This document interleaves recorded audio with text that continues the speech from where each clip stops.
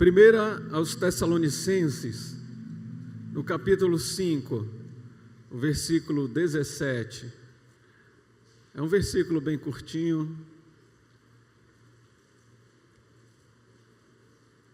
1 aos Tessalonicenses, capítulo 5, versículo 17, Paulo fala: orai sem cessar. Pronto, fala isso aí, pronto. Orai sem cessar. Aí a gente pergunta assim, mas como é que é esse negócio? Sem cessar, sem parar, sem vacilar, né? Sem tremer, sem chorar? Pode tremer, pode chorar, mas não vacile. Ore sem cessar. E, queridos,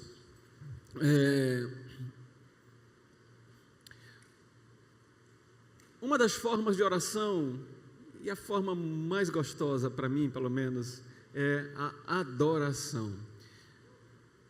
Adoração é quando a gente entra na presença de Deus e aí nada mais importa.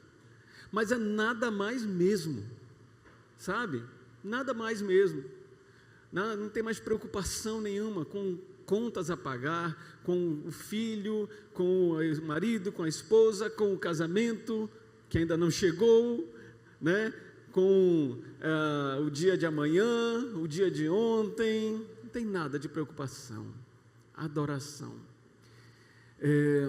Mas eu quero falar nessa noite de um outro tipo de oração, que é a oração de intercessão, é a oração em que você pede, que você suplica. A Bíblia usa essas expressões, súplicas, né? Pedidos, e quando a gente coloca diante de Deus as nossas súplicas, as nossas petições, os nossos pedidos, e Jesus fala assim: pedi e dar-se-vos-á, batei e abrir-se-vos-á, buscai e achareis. Todo aquele que pede, recebe. Todo aquele que busca, encontra. A todo aquele que bate, se abrirá. Deus tem prazer, no final, na conclusão desse texto, dessa fala de Jesus, ele fala que Deus é bom, que nós, sendo maus, sabemos dar boas coisas aos nossos filhos, quanto mais o nosso Pai Celestial dará boas coisas e dará o Espírito Santo àqueles que lhe pedirem. Deus é bom em todo tempo, queridos. O nosso conceito de bondade, o nosso conceito de paternidade é que está errado, porque muitas vezes nós vemos os padrões de paternidade e de bondade humanos, e nós confundimos isso, mas Deus é todo bom, Deus é essencialmente bom, nele não há trevas, ele é luz em todo tempo, ele é todo bom, e é esse Deus bom, em todo o tempo, é a esse Deus, é esse Pai Celestial que nós oramos. Nós não oramos a figuras feitas por mãos humanas, nós não oramos a uma ideologia, a uma teologia, a uma filosofia, nós não oramos a um ser inanimado e muito menos a um ser inatingível, nós oramos ao Pai Celestial, que deseja ser encontrado. É Ele que diz: buscar-me-eis e me achareis, quando me buscardes de todo o vosso coração. Nós precisamos orar, queridos, nós precisamos orar. Não precisamos orar por uma obrigação religiosa, não precisamos orar para cumprir tabela, nós não precisamos orar para dizer para outros, para o pastor, para o líder, para alguém que nós estamos orando. Nós precisamos orar porque essa é uma necessidade do nosso coração. Nós precisamos ter vida de oração. A oração é uma expressão de relacionamento com Deus. Por isso que a gente não pode colocar uma fórmula. Nem Jesus colocou uma fórmula. A oração que está expressa lá em Mateus capítulo 6 é um modelo de oração em que ele dá uma direção mas não é uma fórmula, não é uma reza, não é algo que a gente tenha que repetir. Nós temos é que viver. Jesus então nos ensina a importância da oração. Nós vemos que muitos filhos de Deus não têm uma vida de oração, e não têm uma vida de oração porque não vê um resultado na sua oração. E aí entra a frustração, não sabe por que orar, não sabe por quem orar, não sabe pelo que orar. É uma oração que não gera frutos, não traz resultados, que não adianta nada. Então muitas vezes cai na religião, que é uma oração fria, repetitiva, para cumprir tabela. Mas nós não estamos aqui para cumprir tabela, nós somos mais do que vencedores. Nós somos chamados a ter um relacionamento com o Pai através de Jesus. Ele é o caminho, a verdade e a vida, e ninguém vem ao Pai senão por Ele. Nós somos chamados a ser sacerdotes nessa geração, nós somos chamados a ser embaixadores do reino de Deus aqui nessa terra, e para isso se cumprir, nós precisamos ter essa vida de oração, mas uma vida de oração que seja frutífera, uma vida de oração que gere frutos na nossa vida, que gere frutos nas pessoas ao nosso redor. Então a oração não pode ser um ritual, uma atividade religiosa. A oração deve ser uma comunicação, uma comunhão, um relacionamento com o Pai. A oração precisa ter resposta. Se a oração não tem resposta, ela tem alguma coisa errada. Deus não faz nada à toa. Amém, pessoal? Tudo que Deus faz tem um propósito. Deus mandou a gente orar. Deus disse que é para a gente orar. Então, se Deus diz para a gente orar, é porque essa oração tem que ter um propósito, tem que ter uma razão de ser, tem que ter uma razão de existir. Deus não quer que a gente fique gastando tempo em oração simplesmente. Sabe? Não é aquela coisa assim, não, fica aí orando que é para você não estar aí fazendo besteira. Não é isso, gente. Oração é muito mais do que isso. Oração não é para você gastar o seu tempo, ao invés de estar fazendo besteira, está orando. A oração é para trazer resultados, a oração é para trazer o reino de Deus a essa terra. Foi isso que Jesus disse: vocês querem aprender a orar? Eu vou dar um modelo para vocês, eu vou dar uma referência, um padrão para vocês. Vocês oram sempre dirigindo-se ao Pai. Ele é o nosso Pai, o Pai celestial que está nos céus, o Pai que é bom em todo tempo, que olha para nós em todo tempo e que deseja intervir na nossa vida. Por isso que nós devemos orar pedindo que o reino dos céus venha aqui a essa terra. Nós vamos orar para que a vontade de Deus, que é feita de maneira perfeita nos céus, também seja feita aqui nessa terra. Essa é a razão da nossa oração. Oramos para que o reino de Deus se manifeste aqui nessa terra. Oramos para que a realidade do céu venha aqui e transforme a realidade da terra. Não é isso que nós queremos? Queremos transformar esse mundo, queremos tornar, a Bíblia diz que nós devemos buscar que a terra se torne habitável. Por isso que nós precisamos orar para que as coisas aconteçam. E Deus é fiel na sua resposta. Lá em Marcos 11:24, Jesus disse: por isso vos digo que tudo quanto pedirdes em oração, crede que o recebestes, e assim será convosco. Sabe que Jesus, Ele confia tanto no pedido, na resposta ao seu pedido de oração, que, gente, eu tenho que correr um pouco, então eu vou citar as referências. Lá em João capítulo 11, quando ele vai ressuscitar Lázaro, Jesus faz assim: Pai, graças te dou porque me ouviste. Olha só, isso está lá em João 11, 41 a 44. Ele fala: Pai, graças te dou porque me ouviste. Ele está falando isso antes de ressuscitar Lázaro. Olha que tremendo. Antes ele fala: Pai, levantando os olhos ao céu, Jesus disse: Pai, graças te dou porque me ouviste. E ele continua dizendo assim, ó: eu sei que sempre me ouves, mas por causa da multidão que está em redor é que eu assim falei, para que eles creiam que tu me enviaste. E tendo dito isto, clamou em alta voz: Lázaro, vem para fora. E aquele que estivera morto saiu, com os pés e as mãos ligados e com faixas, e o seu rosto envolto num lenço. E disse Jesus: desligai-o e deixai-o ir. Você percebe? Jesus confia na resposta do Pai. Jesus crê na resposta do Pai. Jesus sabe que o Pai vai responder, por causa da sua comunhão com o Pai, por causa do seu relacionamento com o Pai. E é isso que nós devemos buscar, queridos. É esse relacionamento perfeito com o Pai, por meio de Jesus, que vai garantir que a nossa oração tenha efeito nessa terra. Então você agora vai perguntar do seu irmão aí do seu lado, pergunte dele assim: por que eu devo orar? Pergunta aí, meu. Por que eu devo orar? Agora responde para ele o seguinte: porque você está no controle. Aí você vai dizer assim agora: não entendi. Então, não era para repetir não, mas tá bom. Mas então eu vou explicar, já que você falou, né? Sim, não entendi. Eu vou explicar.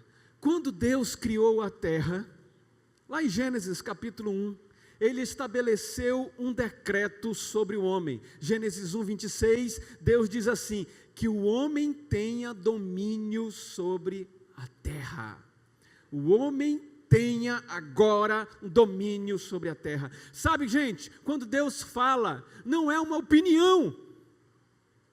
Quando Deus fala, não é algo que Ele acha, ou que é uma opção, ou que é algo, ou Ele está falando por falar. Não, Deus é um rei, Ele é rei dos reis, Ele é senhor dos senhores. Aquilo que Deus fala é um decreto real sobre todas as coisas. Deus fala, e aí Ele emite um decreto, uma sentença definitiva, transitada em julgado. Quem tem ouvidos para ouvir, ouça, né? Não tem mais recurso. Deus estabelece: tenha o homem domínio sobre a terra. Deus entregou o controle. Sabe, quando Deus tem uma televisão, e a televisão é dele, Ele tem o direito de assistir o que Ele quiser, mas Ele entrega o controle da televisão na sua mão. Quem é que vai definir os canais? É você. Deus tem uma casa, mas Ele deixa você morar na casa. Quem vai definir, eu estava falando isso, né, semana passada, quem vai definir o que você come é você.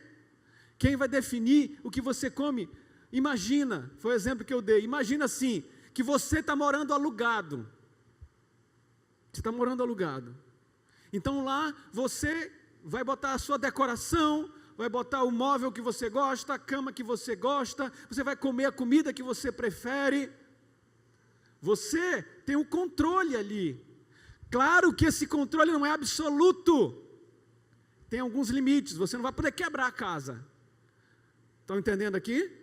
Então Deus estabeleceu alguns limites, mas Ele deu o controle da terra ao homem, dentro de certos limites. Mas quem define o que acontece dentro dessa casa chamada terra é o homem. É por isso, queridos, isso está lá em Salmos também 115, 16, que diz que os céus são os céus do Senhor, mas a terra Ele a deu aos filhos dos homens. É por isso que Deus não é culpado das desgraças que acontecem aqui na terra. Quem está bagunçando esse negócio somos nós. Quem bagunçou a terra foi o homem, com o pecado, com a independência de Deus, com a rebeldia, com a ingratidão, com a murmuração, com a desobediência. As coisas que acontecem, guerras, invejas, divórcios, abusos, uso de drogas, violência, assassinato, isso é culpa de Deus? Não. Quem é que faz todas essas coisas? São os homens. E é geralmente os homens sem Deus que fazem isso. Como é que a culpa é de Deus? são os homens que esquecem-se de Deus e praticam essas coisas. Aí você vai dizer, tudo bem, isso é obra humana, mas aí quantos terremotos, furacões, tsunamis, ciclone, essas coisas.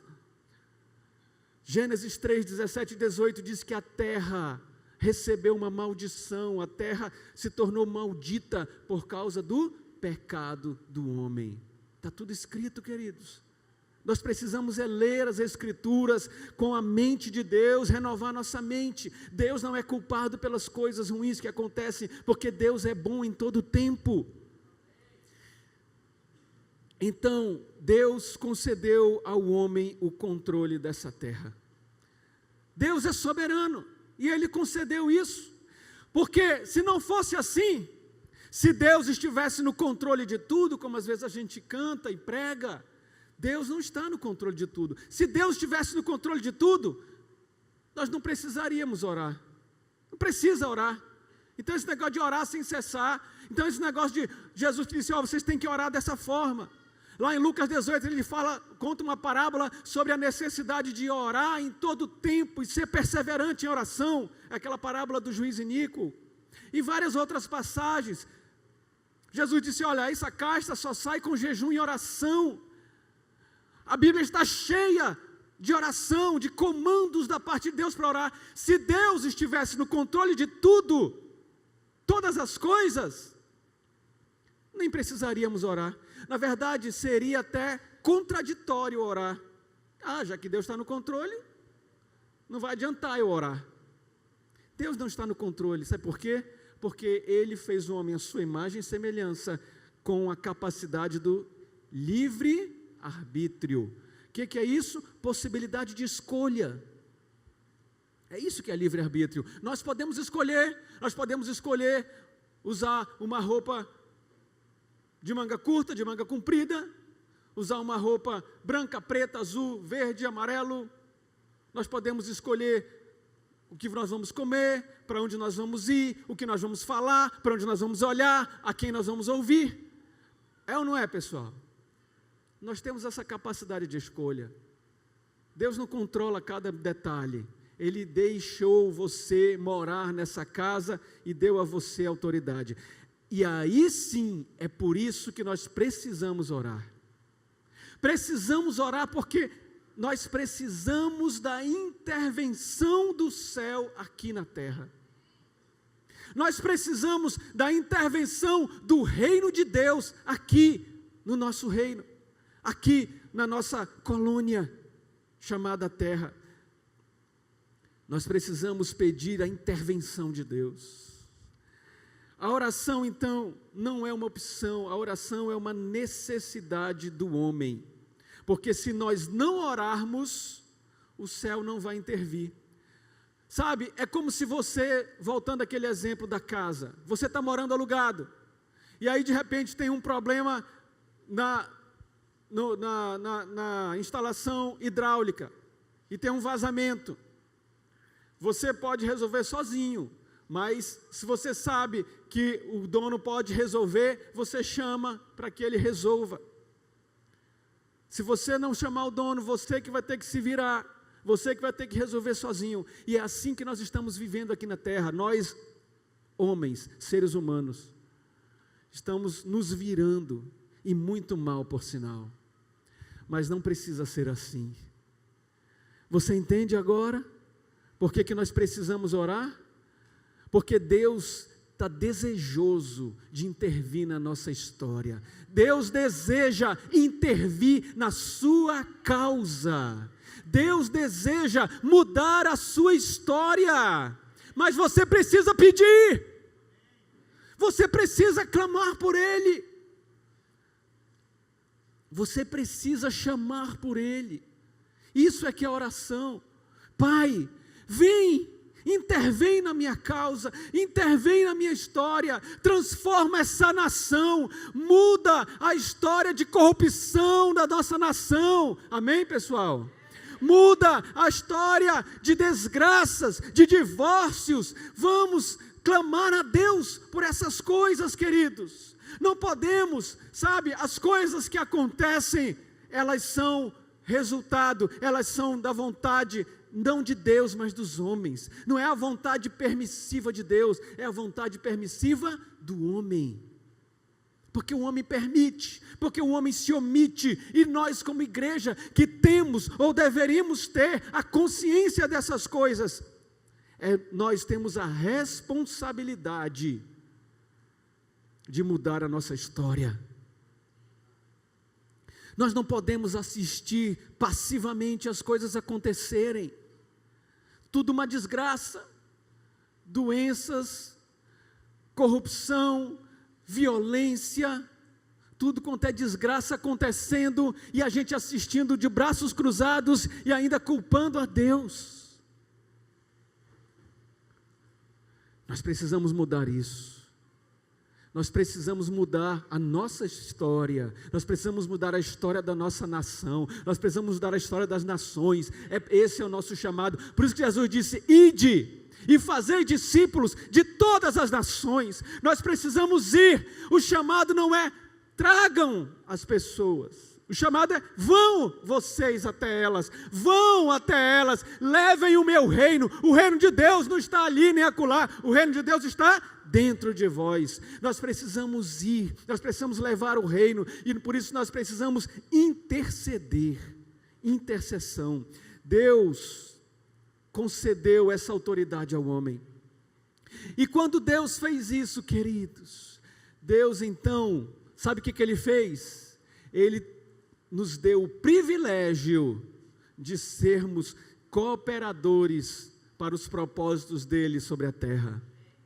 É isso que diz lá em 1 Coríntios 3:9, que nós somos cooperadores de Deus. Nós precisamos então concordar com Deus, nós precisamos ajustar a nossa vontade à vontade de Deus. Para que tenhamos uma oração eficaz, nós precisamos renovar a nossa mente, alinhar os nossos pensamentos, os nossos desejos aos desejos de Deus, alinhar os nossos planos aos planos de Deus, alinhar tudo aquilo que nós vivemos à maneira de viver que Deus estabeleceu através de Jesus. Assim nós temos uma oração eficaz.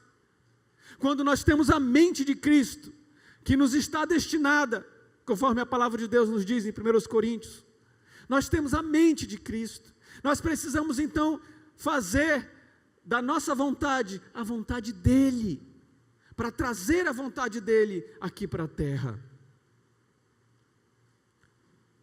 Se nós não fizermos isso, nós vamos deixar a terra vulnerável, nós vamos deixar a terra suscetível do pecado e dos ataques de Satanás. Então, a oração é essencial para transformarmos esse mundo. A oração é essencial para que o céu intervenha. Os céus precisam de você para impactar a terra. Amém, pessoal? Você pode fazer a diferença. A terra precisa dos céus. Sem os céus, a terra não conseguirá.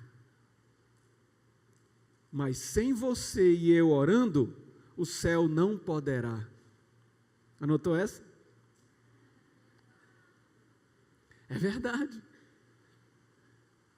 Os céus desejam intervir na nossa história, mas como a terra foi dada aos filhos dos homens, eles só vão intervir se nós orarmos, se nós trazermos à existência as coisas que não são, como se já fossem. Nós somos chamados a orar com propósito, orar com entendimento, orar sabendo o que nós estamos fazendo, orar para mudar as circunstâncias. Pergunte agora da pessoa aí: por quem eu devo orar então? Pergunta. Responde para ele assim: por todos. Isso está lá em 1 Timóteo 2, de 1 a 4, diz assim: exorto, pois, antes de tudo, que se façam súplicas, orações, intercessões e ações de graças por todos os homens, pelos reis, por todos os que exercem autoridade, para que tenhamos uma vida tranquila e sossegada em toda piedade e honestidade. Pois isto é bom e agradável diante de Deus nosso Salvador, o qual deseja que todos os homens sejam salvos e cheguem ao pleno conhecimento da verdade.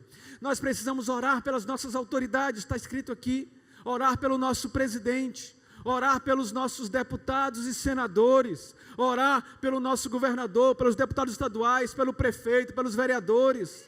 Precisamos orar. Não adianta, querido, você reclamar se você não faz nada. Não adianta você reclamar deles, se você que detém essa chave do reino, não fizer nada.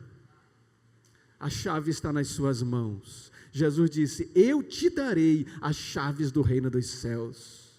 E tudo que ligares na terra, será ligado nos céus. E o que desligares na terra, será desligado nos céus. Isso é a autoridade que Deus concedeu à sua igreja. Amém? Então nós devemos orar por todas as pessoas, orar pelas nações, orar pelos pecadores. Lá em Ezequiel, no capítulo 22, há um texto em que Deus fala de uma cidade sanguinária, cheia de abominações, idolatria, violência, corrupção, de famílias destruídas, de injustiça social, de desprezo a Deus. Gente, está tudo lá. Tudo lá. Essas coisas que eu falei, você pode dizer isso aqui, eu vejo acontecer isso, eu vejo acontecer isso em Manaus, eu vejo acontecer isso no Brasil. Isso acontecia lá, Ezequiel 22. Não estou acrescentando nada, está tudo isso lá. E Deus disse assim, essa cidade vai ser destruída. Não tem jeito, porque está cheia de abominações, de idolatria, de famílias destruídas, de divórcio, de desprezo a Deus. Mas Deus envia seus profetas para anunciar, para alertar o povo, e Deus espera que alguém interceda. O versículo 30 diz assim, busquei dentre eles um homem que levantasse o muro, e se pusesse na brecha perante mim por essa terra, para que eu não a destruísse, porém a ninguém achei. A ninguém achei. Eu quero dizer para você, que Deus continua buscando intercessores. Se não houver intercessores, haverá destruição. E nós precisamos orar e interceder. Sabe, muitas vezes, queridos, nós nos apressamos a julgar as pessoas, a condenar as pessoas, por causa do pecado delas. E secretamente a gente acaba desejando até que Deus venha punir esse iníquo, esse injusto, esse ímpio. Mas esse não é o espírito da coisa. Você lembra? Lucas capítulo 9, versículos 51 a 56. Jesus estava indo, eu vou ler aqui para vocês. Quando se completaram os dias para a sua assunção, ele manifestou o firme propósito de ir a Jerusalém. Enviou, pois, mensageiros adiante de si. Indo eles, entraram numa aldeia de samaritanos, para lhes prepararem pousada. Mas os samaritanos não o receberam, porque ele estava indo para Jerusalém. Você sabe que havia intriga entre os judeus e os samaritanos. Vendo isso, os discípulos Tiago e João disseram: Senhor, queres que mandemos descer fogo do céu para os consumir, assim como Elias fez? Ele, porém, voltando-se, repreendeu-os e disse: Vós não sabeis de que espírito sois, pois o Filho do Homem não veio para destruir a vida dos homens, mas para salvá-las. Ei, Jesus não veio para destruir as pessoas, Ele veio para salvar. Sabe, muitas vezes eu vi, quando o Ricardo Boechat morreu, saiu um monte de vídeo lá dizendo porque ele era ateu e ele blasfemou contra Deus. Deus é que matou, Deus é que deu uma pane naquele helicóptero e fez ele cair. Gente, se fosse assim, quem que ia sobrar?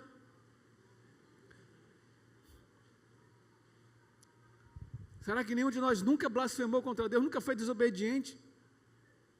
Nunca foi rebelde? Deus não veio. Olha só, nós estamos no ano aceitável do Senhor. Nós estamos no tempo da graça, nós estamos no tempo da oportunidade. Foi isso que Jesus veio fazer aqui na terra. Olha o que ele disse lá em Lucas capítulo 4.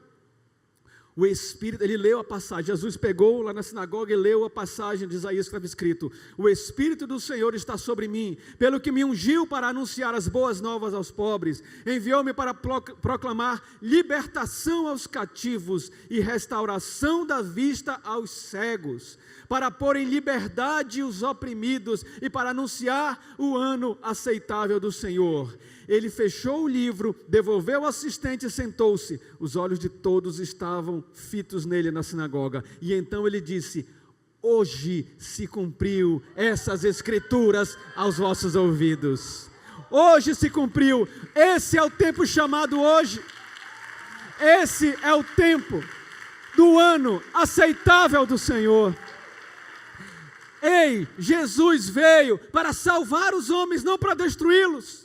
Por isso nós precisamos interceder pelas pessoas, por isso nós precisamos orar pelas pessoas. Esse é o desejo de Deus, que todos se salvem e cheguem ao pleno conhecimento da verdade. Deus amou o mundo de tal maneira, Deus não amou alguns de tal maneira, Deus não amou uns privilegiados de tal maneira, para enviar Jesus para esses. Deus enviou para todos. Em Tito, Paulo disse: a graça de Deus se manifestou, trazendo salvação a todos os homens. Só que é preciso que os homens creiam. Como crerão se não há quem pregue? Por isso nós precisamos pregar, e nós precisamos orar, e nós precisamos interceder, porque Jesus veio para salvar, e Jesus disse: vocês vão dar continuidade à minha obra, e vocês vão fazer obras ainda maiores, porque eu estou indo para o Pai. Então é o nosso chamado, interceder pelos homens. Nós estamos aqui para buscar e salvar o que se havia perdido. Não estamos aqui para condenar, não estamos aqui para apontar o dedo na cara,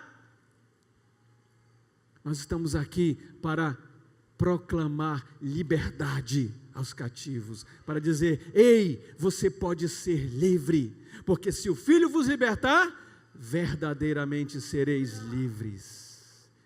Então, pelo que eu devo orar? Pergunta aí, pelo que eu devo orar? Perguntou? Você pode orar por salvação, por cura, por libertação. Foi isso que o texto que nós lemos. Jesus veio para dar vista aos cegos. Jesus veio para pôr em liberdade os oprimidos. Veio para proclamar libertação aos cativos. Esse é o ano aceitável do Senhor. Jesus veio para tirar os pecados das pessoas, amém? Ele é o Cordeiro de Deus que tira o pecado do mundo. Quantos concordam com isso? Digam amém.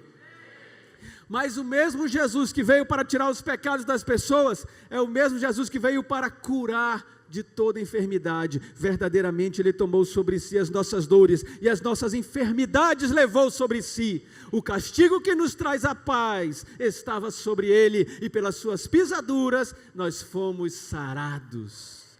O mesmo Jesus que veio para perdoar os nossos pecados. Por isso que Ele diz assim, para aquele paralítico que foi colocado sobre o telhado pelos amigos: o que é mais fácil? Dizer: os teus pecados estão perdoados, ou dizer: levanta e anda? Porque os fariseus ficaram em polvorosa, os religiosos ficaram agoniados com isso. Mas como esse negócio de curar? Onde já se viu isso? Jesus disse assim: olha, vocês buscam nas escrituras as respostas, pois elas mesmas testificam de mim.